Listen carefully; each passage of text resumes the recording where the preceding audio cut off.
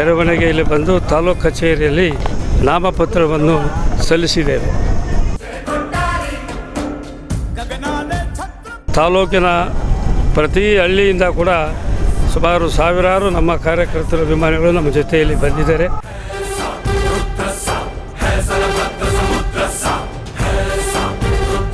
ನಾಮಪತ್ರನ ಇಲ್ಲಿ ತಾಲೂಕು ಕಚೇರಿಯಲ್ಲಿ returning officer ಅವರ ಒಂದು ಸಮ್ಮುಖದಲ್ಲಿ ನಾಮಪತ್ರನ ಸಲ್ಲಿಕೆಯನ್ನು ಮಾಡಿದ್ದೀವಿ. ಇದು ನಿಜವಾಗ್ಲೂ ನನ್ನ ಸೌಭಾಗ್ಯ ಅಂತ ನಾನು ಅನ್ಕೋತೀನಿ. 16,000 ಸಂಖ್ಯೆಯಲ್ಲಿ ಇವತ್ತು ನಮ್ಮ ಪಕ್ಷದ ಕಾರ್ಯಕರ್ತರುಗಳು, ಮುಖಂಡರುಗಳು, ಮತದಾರರು ಎಲ್ಲರೂ ಕೂಡ ಬಂದು ಬೆಂಬಲನ ಸೂಚನೆ ಮಾಡಿ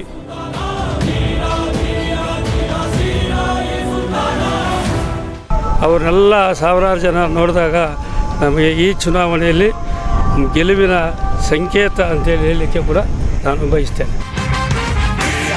ಎಲ್ಲವೂ ಕೂಡ ಸಮಗ್ರವಾದಂಥ ಅಭಿವೃದ್ಧಿ ಮಾಡಿದ್ದೇನೆ. ಎಲ್ಲರ ಸಾರ್ವಜನಿಕರ ಬೇಡಿಕೆಗಳಿಗೆ ಸ್ಪಂದಿಸಿದ್ದೇನೆ. ಜನನೇ ತೀರ್ಮಾನ ಮಾಡಲಿ. ಮುಂದಿನ ದಿನಗಳಲ್ಲಿ ರಾಜಕಾರಣದಲ್ಲಿ 2 ಥರದ ನಾಯಕರಿರ್ತಾರೆ, ಉಳ್ಳೇನರಿ ಮತ್ತು ಹುಲಿ ಅಂತೇಳಿ. ಜನ ತೀರ್ಮಾನ ಮಾಡಲಿ. ಕುತಂತ್ರ ಮಾಡೋಂಥವ್ರು ಯಾರು, ಕುಚೇಷ್ಟೆ ಮಾಡೋಂಥವ್ರು, ಹಿಂಬಾಗ್ಲಿಡಿ ಅಂಥವ್ರು ಯಾರು.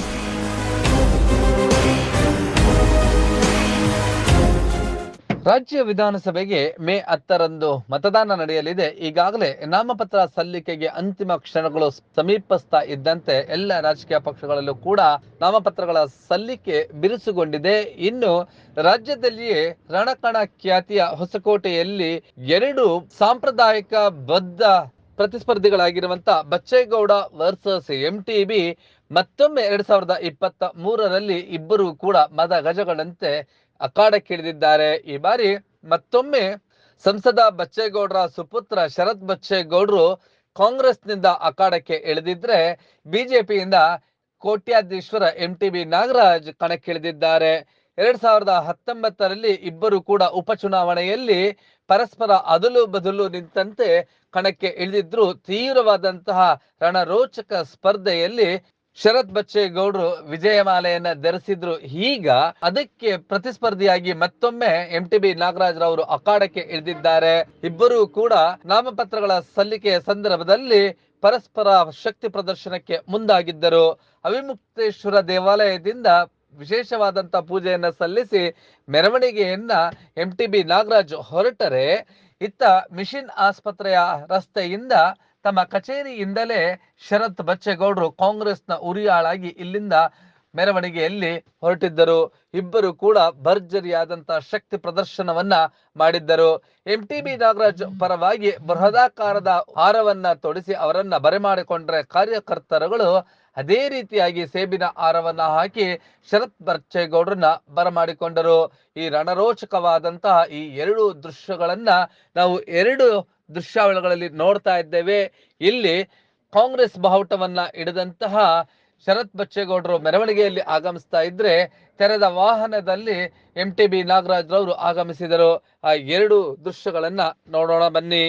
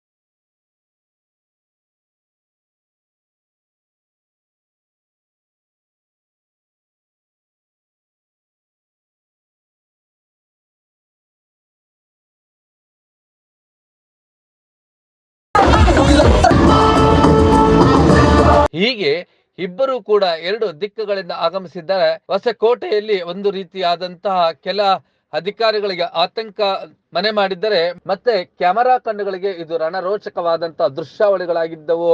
ಹಿಂದೆಂದೂ ಕೂಡ ಈ ರೀತಿಯಾದಂತಹ ಜನ ಸಮೂಹವನ್ನ ಹೊಸಕೋಟೆ ಪಟ್ಟಣದಲ್ಲಿ ಕಾಣಿರ್ಲಿಲ್ಲ. ಒಮ್ಮೆಲೆ ಇಬ್ಬರು ಕೂಡ ನಾಮಪತ್ರಗಳ ಸಲ್ಲಿಕೆಗೆ ಆಗಮಿಸಿದಾಗ ಇಡೀ ಹೊಸಕೋಟೆ ಪಟ್ಟಣ ಸ್ತಬ್ಧವಾಗಿತ್ತು. ಎತ್ತ ನೋಡಿದರೂ ಕೂಡ ಜನ ಸಾಗರವೇ ನೆರೆದಿತ್ತು. ಈ ಒಂದು ಸಂದರ್ಭದಲ್ಲಿ 1500 ಕೋಟಿಗಳಿಗೂ ಹೆಚ್ಚು ಆಸ್ತಿಯನ್ನ ಘೋಷಣೆ ಮಾಡಿಕೊಂಡಿರುವಂತಹ MTB ನಾಗರಾಜ್ ಪುತ್ರ ಮತ್ತು ತನ್ನ ಬೆಂಬಲಿಗರೊಂದಿಗೆ ಹೋಗಿ ನಾಮಪತ್ರವನ್ನ ಸಲ್ಲಿಸಿದರು.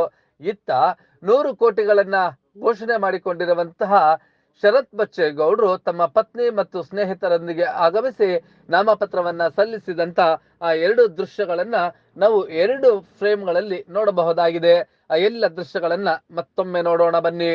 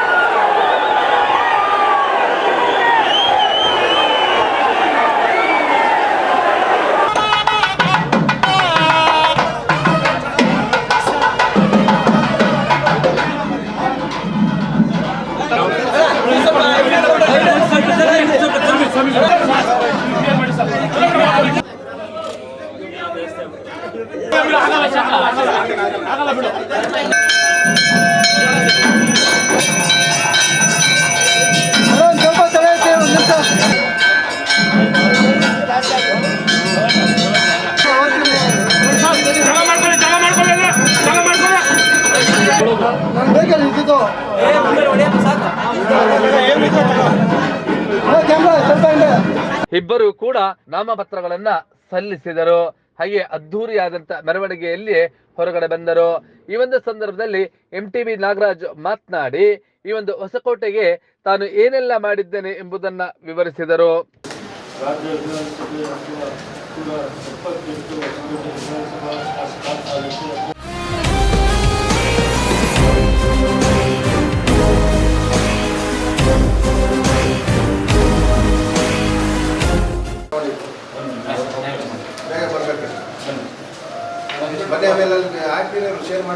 ಭಾರತೀಯ ಜನತಾ ಪಕ್ಷದ ಅಭ್ಯರ್ಥಿಯಾಗಿ ಇವತ್ತು ನಾವು ನಮ್ಮ ಪಕ್ಷದ ಅಭಿಮಾನಿ ಬಂಧುಗಳು ಕಾರ್ಯಕರ್ತರ ಸಮ್ಮುಖದಲ್ಲಿ ಇವತ್ತು ಸಾವಿರಾರು ಸಂಖ್ಯೆ ಇವತ್ತು ನಾವು ನಮ್ಮ BJP ಕಚೇರಿಯಿಂದ ಮೆರವಣಿಗೆಯಲ್ಲಿ ಬಂದು ತಾಲೂಕು ಕಚೇರಿಯಲ್ಲಿ ನಾಮಪತ್ರವನ್ನು ಸಲ್ಲಿಸಿದ್ದೇವೆ. ತಾಲೂಕಿನ ಪ್ರತಿ ಹಳ್ಳಿಯಿಂದ ಕೂಡ ಸುಮಾರು ಸಾವಿರಾರು ನಮ್ಮ ಕಾರ್ಯಕರ್ತರ ಅಭಿಮಾನಿಗಳು ನಮ್ಮ ಜೊತೆಯಲ್ಲಿ ಬಂದಿದ್ದಾರೆ. ಅವರನ್ನೆಲ್ಲ ಸಾವಿರಾರು ಜನ ನೋಡಿದಾಗ ನಮಗೆ ಈ ಚುನಾವಣೆಯಲ್ಲಿ ಗೆಲುವಿನ ಸಂಕೇತ ಅಂತೇಳಿ ಹೇಳಲಿಕ್ಕೆ ಕೂಡ ನಾನು ಬಯಸ್ತೇನೆ. MTB ಅವ್ರ ಓಟ್ ಯಾಕೆ ಆಗಬೇಕು ಅಂದರೆ 2004ರಿಂದ ನಾನು 5 ಚುನಾವಣೆಗಳಲ್ಲಿ ಸ್ಪರ್ಧೆ ಮಾಡಿದ್ದೇನೆ. 3 ಚುನಾವಣೆಗಳಲ್ಲಿ ಶಾಸಕರಾಗಿ ಆಯ್ಕೆಯಾಗಿದ್ದೇನೆ. ಹಾಗೆ ಕಳೆದ ಬಾರಿ ನಾನು ವಸತಿ ಸಚಿವನಾಗಿದ್ದೆ. ಅದಾದ ಮೇಲೆ 6 ತಿಂಗಳು ಕಳೆದ ಮೇಲೆ ಮತ್ತು ವಿಧಾನ ಪರಿಷತ್ ಸದಸ್ಯನಾಗಿ ಸಚಿವನಾಗಿದ್ದೇನೆ. ನಾನು ಈ ತಾಲೂಕಿನ 180 ಗ್ರಾಮಗಳು ಹಾಗೆ ಹೊಸಕೋಟೆ ನಗರ ಎಲ್ಲವೂ ಕೂಡ ಸಮಗ್ರವಾದಂಥ ಅಭಿವೃದ್ಧಿ ಮಾಡಿದ್ದೇನೆ. ಎಲ್ಲರ ಸಾರ್ವಜನಿಕರ ಬೇಡಿಕೆಗಳಿಗೆ ಸ್ಪಂದಿಸಿದ್ದೇನೆ. ಸಾರ್ವಜನಿಕರ ಬೇಡಿಕೆಗಳ ಮೇಲೆ ಆ ಗ್ರಾಮಗಳಲ್ಲಿ ಸಾರ್ವಜನಿಕರಿಗೆ ಬೇಕಾದಂಥ ಅಭಿವೃದ್ಧಿ ಕೆಲಸವನ್ನು ನಾನು ಮಾಡಿದ್ದೇನೆ. ಆದ್ದರಿಂದ ಜನರ ಮನಸ್ಸಲ್ಲಿ ಇನ್ನೂ ಕೂಡ MTB ನಾಗರಾಜು ಇನ್ನು ಮುಂದಿನ 5 ವರ್ಷಗಳು ಕೂಡ ಈ ತಾಲೂಕಿನ ಆಡಳಿತ ಅಭಿವೃದ್ಧಿ ಮಾಡುವಂಥ ಒಬ್ಬ ಪ್ರಾಮಾಣಿಕ ಶಾಸಕರು ಇಲ್ಲಿ ಆಯ್ಕೆ ಮಾಡಬೇಕು ಅಂತೇಳಿ ಜನರ ಮನಸ್ಸಲ್ಲಿ ಇದೆ.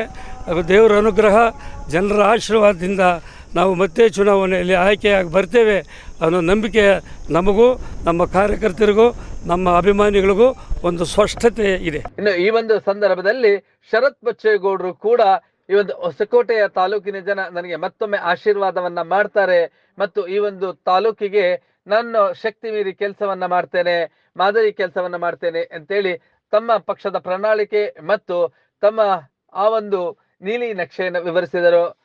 ಕಾಂಗ್ರೆಸ್ ಪಕ್ಷದ ಅಧಿಕೃತ ಅಭ್ಯರ್ಥಿಯಾಗಿ ಕಾಂಗ್ರೆಸ್ ಪಕ್ಷದ ಎ ಮತ್ತು ಬಿ ಫಾರ್ಮ್ನ ಪಡೆದ ನಂತರ ಬಂದು ಇಲ್ಲಿ ನಾವು ನಮ್ಮ ನಾಮಪತ್ರನ ಇಲ್ಲಿ ತಾಲೂಕು ಕಚೇರಿಯಲ್ಲಿ ರಿಟರ್ನಿಂಗ್ ಆಫೀಸರ್ ಅವರ ಒಂದು ಸಮ್ಮುಖದಲ್ಲಿ ನಾಮಪತ್ರನ ಸಲ್ಲಿಕೆಯನ್ನು ಮಾಡಿದ್ದೀವಿ. ಇವತ್ತು ಅದರ ಪೂರ್ವಭಾವಿಯಾಗಿ 16,000 ಸಂಖ್ಯೆಯಲ್ಲಿ ಇವತ್ತು ನಮ್ಮ ಪಕ್ಷದ ಕಾರ್ಯಕರ್ತರುಗಳು, ಮುಖಂಡರುಗಳು, ಮತದಾರರು ಎಲ್ಲರೂ ಕೂಡ ಬಂದು ಬೆಂಬಲನ ಸೂಚನೆ ಮಾಡಿ ಈ ಕಾರ್ಯಕ್ರಮಕ್ಕೆ ಒಂದು ಒಳ್ಳೆಯ ಚಾಲನೆ ಕೊಟ್ಟಿದ್ದಾರೆ. ಒಳ್ಳೆಯ ಶುಭವಾದ ದಿನ, ಒಳ್ಳೆಯ ಜನ ಸಮೂಹ ಬಂದು ಇವತ್ತು ನಮಗೆ ಬೆಂಬಲನ ಕೊಟ್ಟು ಇವತ್ತು ಈ ಕಾರ್ಯಕ್ರಮದಲ್ಲಿ ಭಾಗವಹಿಸಿದ್ದಾರೆ. ಆದ್ದರಿಂದ ನಮ್ಮ ತಾಲೂಕಿನ ಎಲ್ಲ ಕಾಂಗ್ರೆಸ್ ಕಾರ್ಯಕರ್ತರಿಗೆ, ಮುಖಂಡರಿಗೆ, ನಾಯಕರುಗಳಿಗೆ, ಮತದಾರರಿಗೆ ಎಲ್ಲರಿಗೂ ಕೂಡ ಮನಸ್ಪೂರ್ವಕವಾದಂಥ ಧನ್ಯವಾದಗಳನ್ನ ಈ ಸಂದರ್ಭದಲ್ಲಿ ನಾನು ಕೋರ್ತಾ ಇದ್ದೀನಿ. ಇವತ್ತು ಜನರ ಬೆಂಬಲ ಇವತ್ತು ಆ ರೀತಿಯಾಗಿದೆ, ಉತ್ಸಾಹ ಆ ರೀತಿಯಾಗಿದೆ. ಬೆಳಗ್ಗೆಯಿಂದ ಪಾದಗಳನ್ನ ಭೂಮಿ ಮೇಲೆ ಇಡಕ್ಕೆ ಬಿಟ್ಟಿಲ್ಲ ಕಾರ್ಯಕರ್ತರು. ಅಷ್ಟು ಹುಮ್ಮಸ್ಸಾಗಿ, ಅಷ್ಟು ಉತ್ಸಾಹದಿಂದ ಆ ಒಂದು ಪ್ರೀತಿನ ಇಟ್ಕೊಂಡು ಇವತ್ತು ಈ ಕಾರ್ಯಕ್ರಮದಲ್ಲಿ ಬಂದು ಭಾಗವಹಿಸಿ ವಿಶ್ವಾಸ, ಧೈರ್ಯನ, ನಂಬಿಕೆನ ತುಂಬಿಸಿದ್ದಾರೆ. ಅದರಿಂದ ಇಂಥ ಒಂದು ಬೆಂಬಲಕ್ಕೆ ಚಿರಋಣಿಯಾಗಿರ್ತೀನಿ ನಾನು. ಜನನೇ ತೀರ್ಮಾನ ಮಾಡಲಿ. ಮುಂದಿನ ದಿನಗಳಲ್ಲಿ ರಾಜಕಾರಣದಲ್ಲಿ 2 ಥರದ ನಾಯಕರಿರ್ತಾರೆ, ಗುಳ್ಳೆನರಿ ಮತ್ತು ಹುಲಿ ಅಂತೇಳಿ, ಫಾಕ್ಸ್ ಆ್ಯಂಡ್ ಲಯನ್ ಅಂತೇಳಿ. ಜನ ತೀರ್ಮಾನ ಮಾಡಲಿ. ಕುತಂತ್ರ ಮಾಡೋಂಥವ್ರು ಯಾರು, ಕುಚೇಷ್ಟೆ ಮಾಡೋಂಥವ್ರು, ಹಿಂಬಾಗ್ಲಿಡಿಯೋಂಥವ್ರು ಯಾರು, ನೇರ ಮಾರ್ಗವಾಗಿ, ರಾಜಮಾರ್ಗವಾಗಿ, ಧರ್ಮವಾಗಿ ಯಾರು ಬರ್ತಾರೆ ಅಂತೇಳಿ ಮುಂದಿನ ದಿನಗಳಲ್ಲಿ ಜನನೇ ತೀರ್ಮಾನ ಮಾಡಿ ರಾಜಕಾರಣದಲ್ಲಿ ಸಿಂಹ ಯಾವುದು, ಗುಳ್ಳೆನರಿ ಯಾವುದು ಅಂತೇಳಿ ಮತದಾರರೇ ತೀರ್ಮಾನ ಮಾಡ್ತಾರೆ. ಇದು ನನ್ನ ನಿಜವಾಗ್ಲೂ ನನ್ನ ಸೌಭಾಗ್ಯ ಅಂತ ನಾನು ಅನ್ಕೋತೀನಿ. ಮುನ್ಷಾಮಣ್ಣವರು, ಸಗೀರಣ್ಣವರು, ಕಾಂಗ್ರೆಸ್ ಪಕ್ಷದ ಎಲ್ಲ ಮುಖಂಡರುಗಳು, ಕಾರ್ಯಕರ್ತರು ಇವತ್ತು ನಮ್ಮನ್ನು ಯಾವುದೇ ಬೇಷರತ್ತಾಗಿ ಇಂದ್ಲಿಂದಲೂ ಕೂಡ ನಮ್ಮಲ್ಲಿ ಹಳೇದು ಹೊಸದು ಅನ್ನೋಂಥದ್ದನ್ನು ಬಿಟ್ಟು ಒಗ್ಗಟ್ಟಾಗಿ ನಾವೆಲ್ಲರೂ ಕೂಡ ಚಿಹ್ನೆ ಅಡಿಯಲ್ಲಿ ನಾವು ಒಂದೇ ಪಕ್ಷದವರು ಅಂತೇಳಿ ಬೆಂಬಲ ಕೊಟ್ಟು ಜೊತೆಗೆ ನಿಂತಿದ್ದಾರೆ.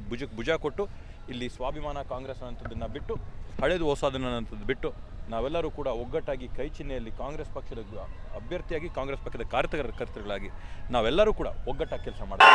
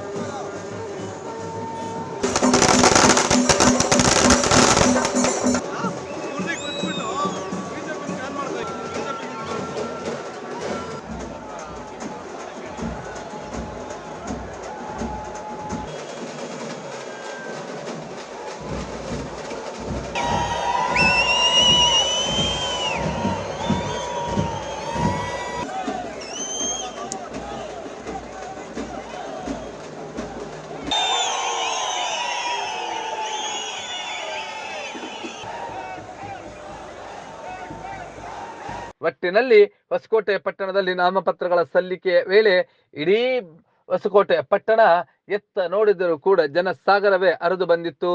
ಇಬ್ಬರೂ ಕೂಡ ಪರಸ್ಪರ ಶಕ್ತಿ ಪ್ರದರ್ಶನವನ್ನ ಮಾಡಿದ್ರು. ಹೊಸ ರೀತಿಯಾದಂತಹ ಉತ್ಸಾಹವನ್ನ ಕಾರ್ಯಕರ್ತರಲ್ಲಿ ತುಂಬುವಂತ ಪ್ರಯತ್ನವೇ ಇದಾಗಿತ್ತು. ಇನ್ನು ಈ ಶಕ್ತಿ ಪ್ರದರ್ಶನಕ್ಕೆ ಹೊಸಕೋಟೆ ತಾಲೂಕಿನ ಮತದಾರ ಪ್ರಭು ಯಾರಿಗೆ ವಿಜಯಮಾಲೆಯನ್ನು ತೊಡಿಸ್ತಾನೆ ಅನ್ನುವಂಥದ್ದು ಮೇ 13ರಂದು ಅನಾವರಣಗೊಳ್ಳಲಿದೆ. ನೀವು ಈ ಕೂಡ ಎಲ್ಲ ನಮ್ಮ ಚಾನೆಲ್ಗೆ ಸಬ್ಸ್ಕ್ರೈಬ್ ಆಗಿಲ್ಲ ಅಂದರೆ ಸಬ್ಸ್ಕ್ರೈಬ್ ಬಟನ್ ಅನ್ನು ಕ್ಲಿಕ್ ಮಾಡಿ, ಪಕ್ಕದಲ್ಲಿರೋ ಬೆಲ್ ಐಕನ್ ಅನ್ನು ಕ್ಲಿಕ್ ಮಾಡಿ. ನಾವು ಅಪ್ಲೋಡ್ ಮಾಡುವಂತಹ ವಿಡಿಯೋಸ್ ನಿಮಗೆ ನೋಟಿಫಿಕೇಶನ್ ಬರುತ್ತೆ.